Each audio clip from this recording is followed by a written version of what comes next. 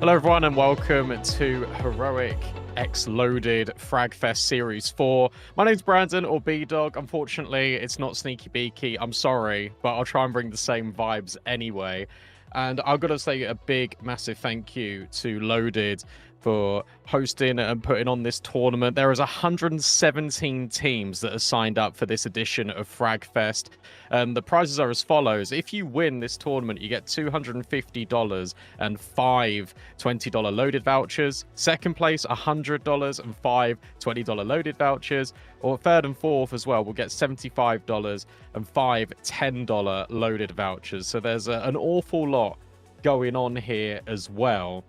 And I've got to say that I'm really excited to be here. My first time ever being on a heroic stream. And if you see me looking over to the left or to the right, it's firstly to talk to you guys. Secondly, to have a little look at the bracket, what's going on. But I hope you're all having a good day. We can have a look at the bracket now. It's populated as well. And I'll have a look to see if I can see any teams here that I can recognize just a little bit. So instantaneously, hilariously, in match one, there's a team called the Book Club, and these guys are is the UK team that I know quite well, and they've already got a bye. We'll probably have a little look through and try and jump into one of these games. If there's any games at all that you guys want to look at in particular, say some of your friends are competing, or you've actually watched one of these teams before and you want to have a look, then let us know in the chat and we can jump straight in. This is probably also a good time to say thank you as well to Loaded, since we're doing all of the introductions as well. If you want to save big on your favorite games across multiple platforms with up to 90% off, you can visit www.loaded.com. Big thank you to them as well, because the prize pool is massive considering there's only 100 or so teams. If we take a look at the bracket, we've got some buys going on as well, but I don't think we really want to focus on that. I think we could probably jump into one of these games as well. And let's have a little look at what's going on here, because if I can, I'd like to pick one that isn't too one-sided. The issue is, I think, especially with the first round games, is there's going to be a lot of one-sided matches, unfortunately. But we could take a little look. Actually, the very first game, I say match 2 in the bracket, it's about 2.2k average versus 2.1k, 2k average. That's actually quite an evenly balanced matchup. Team Cormledo versus Legion. We've got Galaxy Gaming Academy. That one is going to be one-sided. Sorry, guys. That is just the nature of these tournaments. With a 117 team bracket, we're probably looking at, wow, 6, 7. Oh my gosh, there's going to be a lot of rounds today, guys. We're going to be live for a very long time. So they're all best of ones. For those of you wondering, we haven't got any best of threes. It is literally just you win the map, you're through to the next round, which makes sense considering we've got all of these teams. I think you have to win 7 games, basically, if you want to be the champion. Win 5 of them, and you guarantee the top 4 finish, which is fantastic, because that puts you in the money. Let's have a little look. Thank you, Heroic.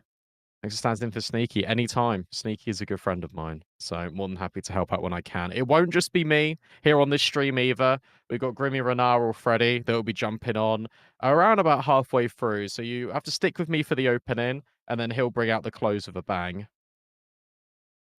Currently, we're just waiting for all the games to veto through. The bracket's populated, which is really useful because it just means we can get straight into the games when they happen. There's so many slow vetoes going on right now from what I can see. Who else is here that is interesting? I'm going to click on the participants just to have a little look. Looks like Falcons Junior are in here, which is quite fun. Don't know if that's an official Falcons team. You've also got Sangao, that isn't the real Sangao, but that, again, that might be an academy team. We've got Book Club, who I already mentioned. Are there any fun team names? Winksk and Winks. That could be difficult. It's got hard style on it. What? Is that actual real hard style? Hang on a second. That could be The real hard style. Is it? No, can't be. I don't think it is, guys, but that'd be hilarious if it was. Belarusian team, so no, I don't think so. Galaxy Gaming Academy. There's some team names that I think are really fun because you've got people that like take team names like really seriously, don't you? And they like try and make it like part of their identity. So, for example, Peep or I just saw them. Where did they go? X City, Skull Eaters, and then you've also got like just random. I'd say I don't want to be insulting, but like bedroom orgs. So like for example, Galaxy Gaming, the Cyclones Junior team. I don't know if it's actually the real Falcons. If it is, that's amazing. Peep, I would say, it falls into that category. Book Club falls into that category as well. And then you just got random team names where people just don't care and they think they're going to do something quite funny. Mango Bastarda 6-7, of course. 6-7, brilliant. Polish Bobber. That's a brilliant team name. In fact, I think that's my favorite so far. Get away with this 6-7. Get out of the 6-7 brain rot. Made in Poland. Holy and Yogi from Insider Esports play for us now. Ooh, okay, hang on. Where are they? Where are they? Where are they? Can they play in this tournament? I can't even see them. Don't know. Oh, this map got forfeited. Oh, there's also going to be a bunch of forfeits as well, I suppose, because people won't show up because they forget to sign into the tournament. Oh.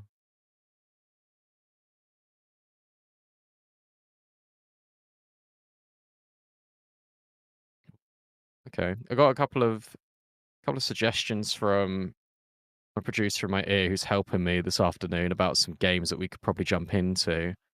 Yeah, the Era Draconis Fombat one seems like a good game. And they're already playing, so that actually might be a good time to jump into it, to be honest. Read up one message. Oh, hang on. Brandon can't read the chat immediately. We actually added 2 of the runners-up from Season 2 to our Academy roster. Ah, I see. Never mind. That makes way more sense, Heroic. And thank you for telling me to read, because that is important. Round 1's usually pretty forfeit heavy. Yeah, I imagined. If we could, yeah, jump into that one, because it's live, I think that would be really useful indeed, because we can just get a look at what's going on. Perfect. So there's some good players on this team, actually. You've got Scopy, who's 3.3k elo. You've got Belina, who's 3.1. Some, yeah, good highlight players here. 2.7, 2.9, 3.1, 3.1. Going up against 2.2, 2.5, 2k, and 2 level 9s. So it might be a little bit one-sided, but that's the nature of first round bracket. That's okay. I hope everyone's doing good. Hope everyone is having a lovely day as well. And thank you for stopping into the stream for however long you stop in for as well, to have a little look at this heroic and loaded Fragfest Series 4. It's been a pretty successful series so far. I know Sneaky has been covering them an awful lot. So it's been really cool to sort of see this develop, and it provides good opportunities, as he's been saying, because you do well, and so potentially you could get a shot in the Academy roster, which is actually really awesome to do that. We're jumping over into the game momentarily. I was on the phone. Hey, Felipe, how's it going, bro? We can jump straight in. All right. Let's give this a little look.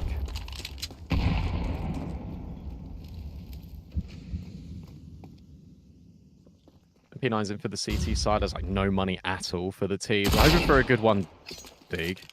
There we go. Easy. Any more? Not quite. It's tough. We got the new MP7 on display as well, which is fantastic. you guys been using any of the new SMGs yet? I think the MP7, guys, is broken. I'm just going to go out there and say it.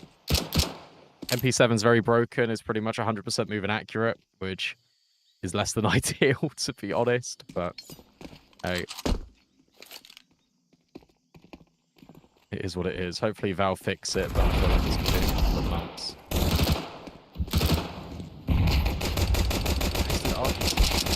That's awesome. In the summer morning. Yeah, I guess because the seasons are swapped over, right? No. The P250's just owned him instead. The player in towards short, but I think they know about him. He's been dealt with. That's something that's just one player American in K.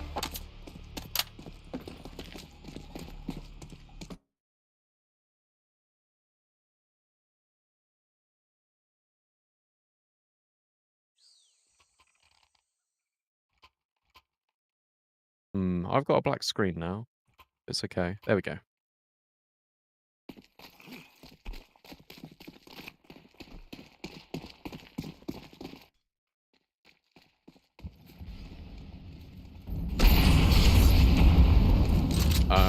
Yeah, it's production on my end, and a bit behind the scenes for you guys on stream. Everything has zoomed in about 400%, and I can only see the arms of the players and what their name is along the bottom. So this is fun. This is like a nature documentary round for me, where we're just gonna try and guess what's happening.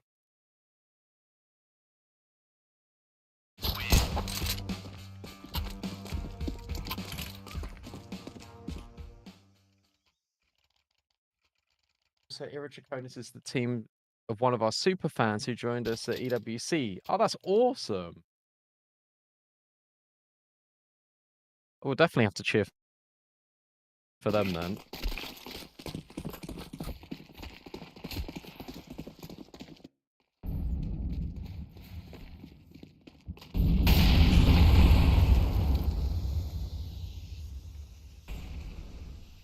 Two seconds, guys.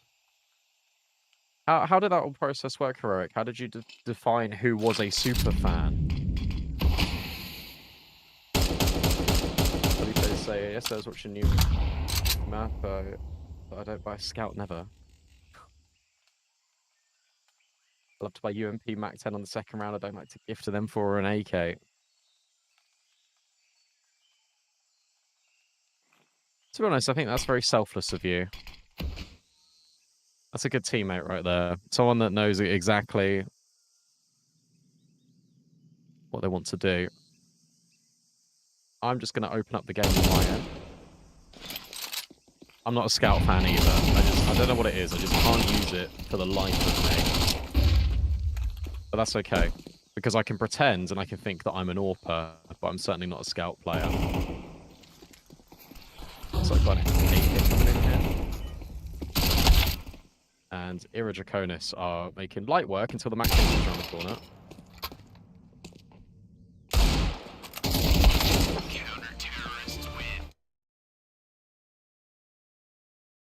We got a forfeit win, and our memory restarted the game because the enemies are from CIS and weren't able to connect. One is out with the dog now. Yeah, open a ticket in the support Discord and we will help you get that sorted.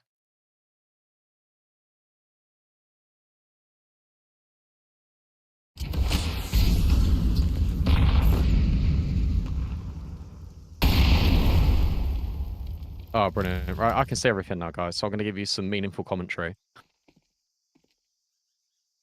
4-0 right now. We've still got Irachakonis just making very light work of this team so far. Always thought this was probably going to be the case just because of the differences in elo.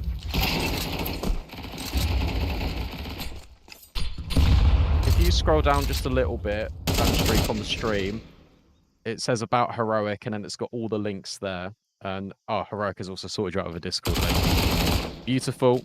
Good crunch on Heaven. Very simple stuff here for the CTs. They are just doing and going through the motions, to be honest. Oh, is 10-0. Just having a great time. Which, Heroic, if you can tell me which one was the super fan? Because we have to cheer them on specifically, I think. We have to be a little bit biased.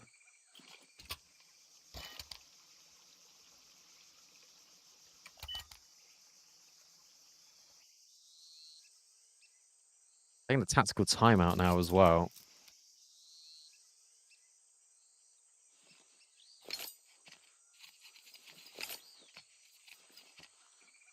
Wow, that's interesting. The HUD has already said that because they're 5-0 up, they've got a 65% chance to win the game. No faith. The biggest issue you've got right now for the T side is that 2 of the guys haven't got any kills. Sorry to call you out like this.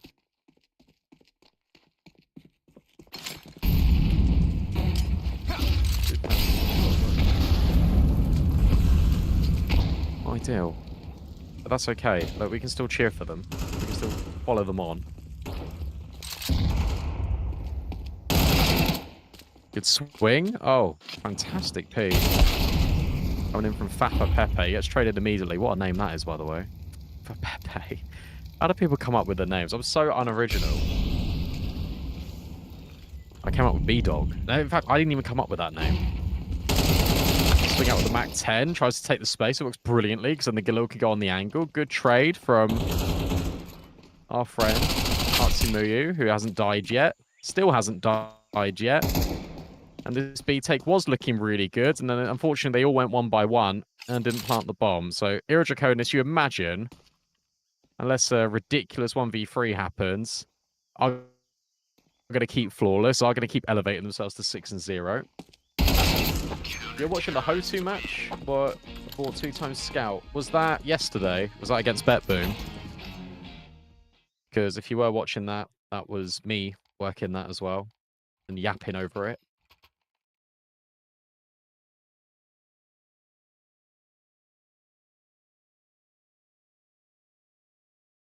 Another timeout. Okay. I think Fonbet, what they need to do is they need to decide where they want to go and then do kind of what they did originally. Which was take some early map control. Hold, I'd say hold early for Iradraconis because they're just going to be pushing because that's what they've been doing the entire time. Wait for them to get aggressive. Let them use a little bit of utility. Then take the space in towards Heaven. You got good coverage in towards Cave last round. There's every world which you could give that a go. I haven't really seen too much over towards A. I mean, they did do that 1A exec, but it didn't really work out so brilliantly. Yeah, this looks a bit more defaulty. Oh, it's the round predictions for the game prediction. That makes way more sense than that. That's going to be based on firepower. Here we go. Aggression, as we were saying, out of the CTs, but a block smoke immediately. Now Fafa Pepe, who got the opening last round, is having a little look in towards Cave. Good flashing by the CTs, because what this allows you to do is just jiggle, and then you can just smoke off. Early molly dropped. I think that molly was a little bit unnecessary, to be honest, but now we're getting a smoke walk. And it sort of works out. 1-for-1 trades, and then this guy is just a beast. This guy is just the GOAT. What have you had for breakfast, Artsamau? Scopy with the AWP, I think, to be honest, is probably the most checked out name ever. Finally, this guy dies. 13-1. Fafa Pepe able to split the difference. 2v3, your AWP's low on the CTs, but now he's rotated over towards B, and now you've got this weird little skirmish in towards Donut as well. Where's the bomb at? The bomb's over at Donut, okay. So you can plant A, but the elbow player potentially might catch the Heaven player? I don't think Dotted has any idea this is going on. He's dead. And now this is a really good chance for Fonbet to win the round because it can go down. Fafa Pepe can lurk red if he wants to. Instead, just takes the safe route and goes in towards Donut.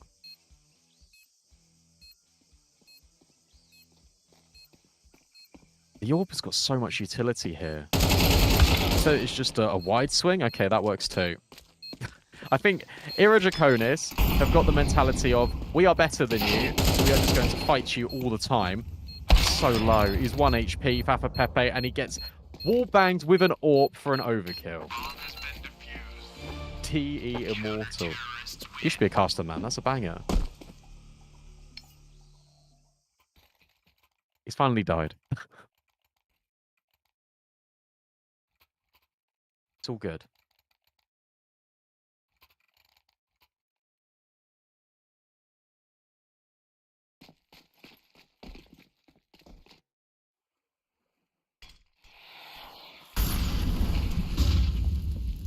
We have not just broken yet.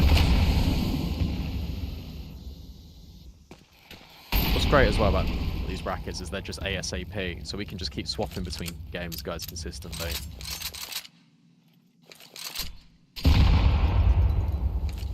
Change the setup in guard for the CTs as well. We've now got our star player being boosted. Artsy out. Looks like he's going to receive contact. You've got triple layering out middle. And Dotted immediately just drops the smoke and blocks them. That will give a little bit of coverage potentially in towards red. If Fombet want to go that way. But look at how good the rotates are immediately. And you still got towards end as well, just in cave.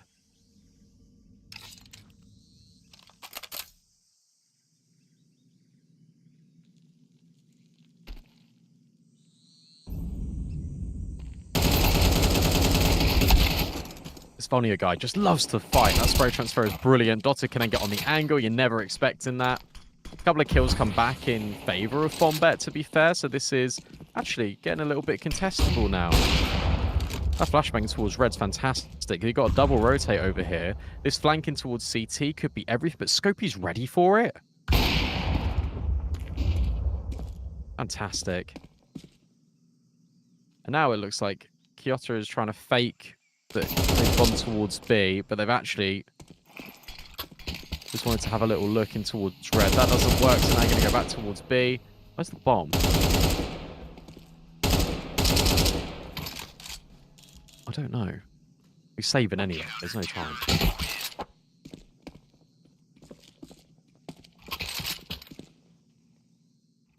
The new knife sound is so addictive. I think some knife sounds are fine, right? Like, there's some that are actually just pretty horrible. I think the M9 bayonet, I don't like the sound of that. I can't tell you why. I just don't like it. I think the butterfly's cool. But that's probably biased because I have a butterfly. The Talon knife is nice.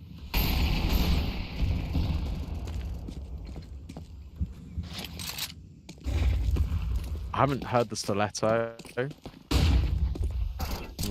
On the Navaja knife. Oh, unlucky. Unlucky Fafa Pepe.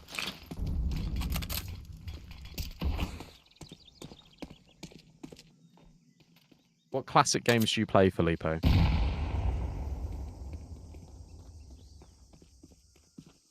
Irritraconers just know what's going on now. They can see the utility. Dotted, you'd hope gets mollied here over at default. Scopey's rotated in time and has already got rid of one good trade. And actually, the default player of Dotted gets absolutely nothing. This feels like it's going to be the first round. Although as soon as I say that, it's Mr. Immortal, 7KD, who's found the trade over at Temple. Flashbang high.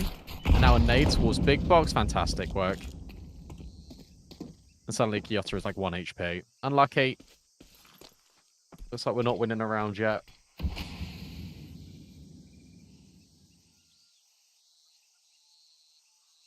$35 seconds. Just going to sit in donut. 9-0. This is dominant. Just realised it's Dotod, not Dotted. Sorry, I've been butchering your name for the last 4 rounds. I've been on my Valheim grind recently. So this is how I know. This is how I know who this heroic person is. Because you know who you are. And you open Valheim all the time. And every single time I look at my Steam overlay, it goes, you are playing Valheim. You are playing Valheim. You are playing Valheim all the time. You're addicted. Well, that was as easy as it gets. Mid play doesn't work. Kyoto's found one kill back, but unfortunately Kyoto, yet again, through no fault of their own, is last alive and is dealt with by Dotod.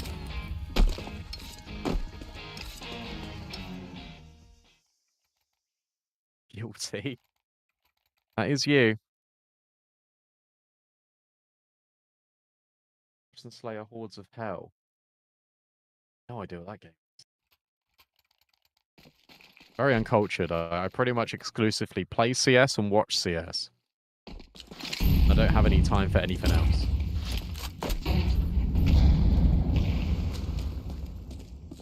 The lights went out? Oh no, that is the worst thing to happen on the first match of the new season. That cave hold is fantastic. 2 kills and a dink. Just sets up your teammate perfectly.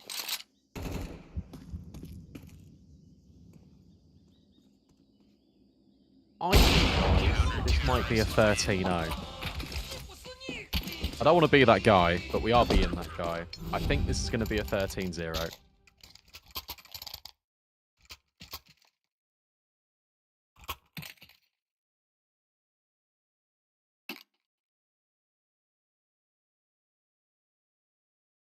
The round 2 game started. I'm going to try and get ahead of the curve here so I can be like, look, this is a good game.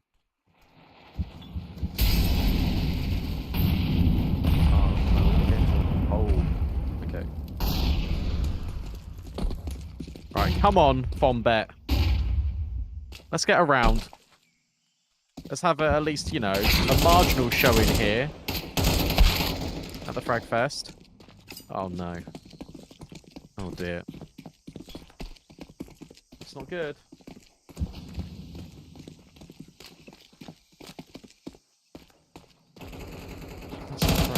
They're on B. Okay, come on. Let's get around. We just want around. We're holding the CT rotate. Planting the bomb. And they're gonna win. 2v3. That flashbang is devastated. I think that was a team flashbang. No, pull your gun out, not your nades. Okay, fine. You surely know there's one more here. The ramp flank's coming in as well. Oh no. Now Kyoto. Why is it always Kyoto last alive? Doesn't work out. Talzend gets the double. And Era Draconis are 12-0.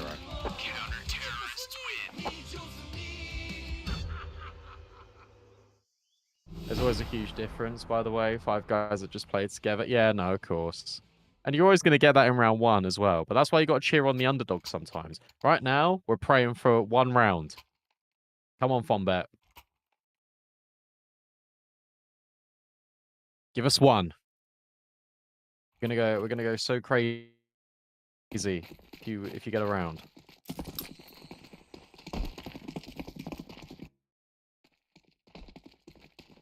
Come on. Draconis are rushing A. They got the util just to burst as well. This play out up close is going to be in for a tricky time. Molly and a smoke. I think you've been seen crossing back towards big box. Yeah, brilliant Molly.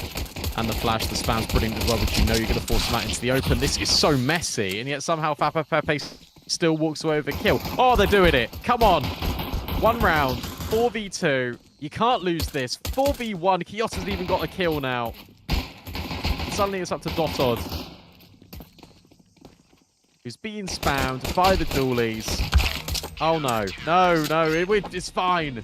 It's all okay. Come on. This is the comeback now for Fombet.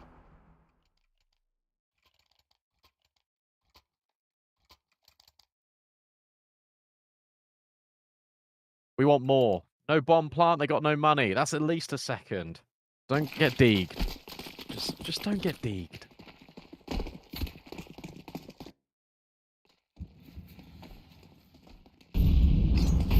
Any of them using any of the new SMGs? No. Oh, in goes the deagle, but it's fine. Oh, Fombet is so back. Kyoto's found a multi.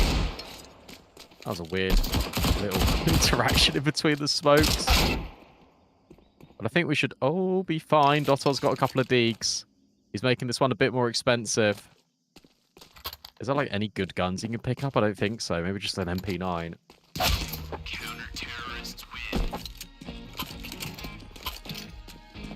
But no, can't get anything done. Easy for Fombet. It's light work. Never a stress. Bro got faith. Hey, look, you gotta keep it fun.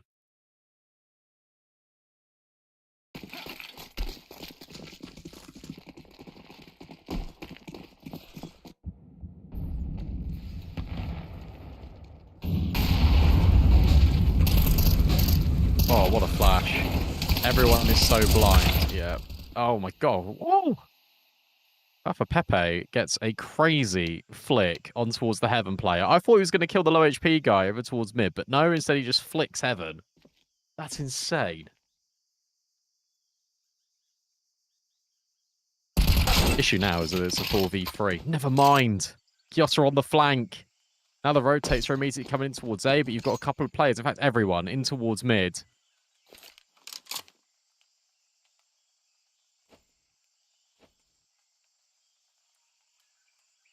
Stuff for red's quite fun, but I don't think they're going to peek it. They don't need to. Keep 2A. Keep 2A, 1B. That's it. That's all you need. If they walk red, that's not an issue. Also, they've just given away what they're doing because you've heard the smoke. If they'd gone pure contact here, then I really feel like Fombet would have been in trouble. 2 players are low. Sure, everyone's together. But this is fine. This is all okay. Double setup in temple. I don't really like the fact the MP9 is just there, but hey, he got the kill, so why not? And now you're never going to expect the second guy. Is he going to make his way out now? Surely he gets this kill. No? Oh no, no. No, my sweet summer child. Not like this. They planted for CT as well. It's such an open plant. There is a kit, but I don't really rate the chances now. Tap on the bomb, swing out. Famas gets the kill. Second player is so low. Needs to be on the defuse, and it works out perfectly. Never in doubt. Fombet. 3 in a row. Sure, Aero Draconis got the bomb down, but their money's not the best state of affairs. They can get AKs, so they have the most amount of utility. Got the AWP out as well now for the CTs. We're loving life.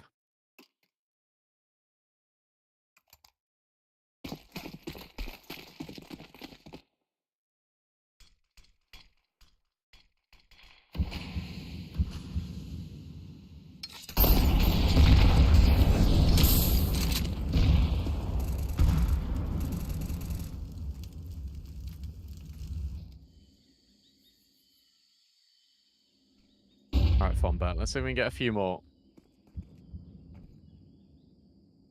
The guy with the AK went first. He got the frag. Yeah, I know. Very true. It's just going to be a B exec. They don't care about the smoke in the middle of the site, and maybe they should have. 1-for-1 trade so far. CT's 4-1. He still gets another kill. Swapped to an AK, and Kyoto can't handle the heat. Scopey's doing everything. 2 versus 2 now. 1 minute left on the clock. The bomb planted. That nade's going to miss. That flashbang isn't really going to do anything. Scopey just shouldn't be peeking into this AWP. He should just be tucked behind default the entire time. Let the cave player take the contact first. Looks like that's exactly what's happening. Really good molly. Pushes Scopey into the open, but the AWP versus the Galil doesn't feel like the best challenge and the best thing for the job. He's just going to stick it. He's just going to stick the bomb. He gets off it. No, he gets off it, but he hits the no-scope anyway. Oh, my goodness me. How on earth does that happen then? He sticks the bomb for 3 seconds, gets off it, dodges the flash, and then no-scopes. I really enjoy that the guy Scopey is an AWPer.